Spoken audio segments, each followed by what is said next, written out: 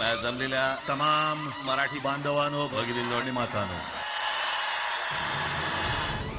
5 जुलै 2025 ते 26 जुलै 2026 या एका वर्षाच्या कालावधीत ठाकरे बंधूंच्या मोर्चांचा एक वेगळाच योगायोग पाहायला मिळतोय. ठाकरे बंधूंनी 26 जुलै रोजी तिरंगा मार्चचं आयोजन केलंय. नीट पेपर फुटी प्रकरणी केंद्रीय मंत्री धर्मेंद्र प्रधान यांच्या राजीनाम्याच्या मागणीसाठी 26 जुलैला तिरंगा मार्च आयोजित करण्यात आला होता. मात्र 26 जुलैच्या आदल्याच दिवशी धर्मेंद्र प्रधान यांनी राजीनामा दिला. त्यामुळे रविवारी तिरंगा मार्च निघणार की नाही याबाबत उत्सुकता निर्माण झाली होती. मात्र तिरंगा मार्च निघणार असल्याचं ठाकरे बंधूंनी स्पष्ट केलं. मला असं वाटतं की या तरुणांना खास धन्यवाद दिले पाहिजेत. याचं कारण असं, परत एकदा सांगतो की या देशामध्ये जणू काही आता लोक राहतच नाहीत. ही सगळी झुरळं आहेत.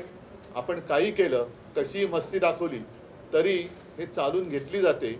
हा जो काही एक समज किंवा हा जो एक भ्रम भारतीय जनता पक्ष आणि त्याच्या मस्तवाल सत्ताधाऱ्यांनी निर्माण केला होता, ते चित्र यांनी भुईसपाट करून टाकलेले आहे. आता ऑस्ट्रेलियाच्या शिक्षण मंत्र्यांनी राजीनामा दिला, बरोबर आहे. त्यांच्या अधिपत्याखाली खाली असलेल्या कोणाची तरी त्यांनी त्यांच्याकडनं काहीतरी गुन्हा घडलाय, परंतु जबाबदारी म्हणून त्यांनी शिक्षण मंत्र्यांनी राजीनामा दिलाय.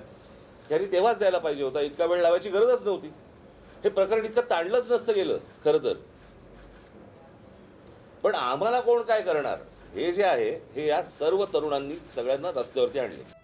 तिरंगा मार्च निघण्याच्या आधीच ठाकरे बंधूंना यश मिळालं असा योगायोग मागील वर्षीही बघायला मिळाला होता. ठाकरे बंधूंनी त्रिभाषा सूत्राला विरोध केला होता आणि त्या विरोधात ठाकरे बंधूंनी 5 जुलै 2025 रोजी मोर्चा काढणार असल्याचं जाहीर केलं होतं. मुंबई महापालिका निवडणुका तोंडावर असल्यामुळे ठाकरे बंधूंनी मोर्चाची जोरदार तयारी केली होती. महाराष्ट्रात फक्त मराठीच हाच मुद्दा हाती घेऊन ठाकरे बंधू 5 जुलै 2025 रोजी मोर्चा काढणार होते. मात्र त्याआधीच राज्य सरकारनं त्रिभाषा सूत्राला स्थगिती दिली. परिणामी ठाकरे बंधूंवर मोर्चा काढण्याची वेळच आली नाही. मोर्चाऐवजी विजयी मेळावा घेऊन ठाकरे बंधूंनी जल्लोष केला होता. विजयी मेळाव्याच्या निमित्तानं ठाकरे बंधू तब्बल 19 वर्षांनी एका व्यासपीठावर आले होते. आता पुन्हा एकदा ठाकरे बंधूंना जल्लोषाची संधी मिळाली. धर्मेंद्र प्रधान यांचा राजीनामा झालेला आहे. त्याच्यामुळे ही युवा शक्तीची ताकद ही मोठ्या प्रमाणावरती उद्या मुंबईतून तमाम जनतेला किंवा तमाम दुनियेला आपण दाखवली पाहिजे. ठाकरे बंधूंनी मोर्चा जाहीर केल्यानंतर मोर्चा निघण्याच्या आधीच निर्णय होतो याचा एका वर्षात 2दा प्रत्यय आला.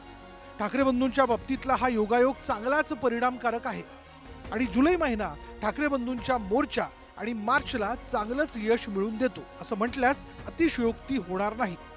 त्यातच धर्मेंद्र प्रधानांच्या राजीनाम्यामुळं मुंबईसह देशभरातील तरुणाईनं जल्लोष सुरू केला.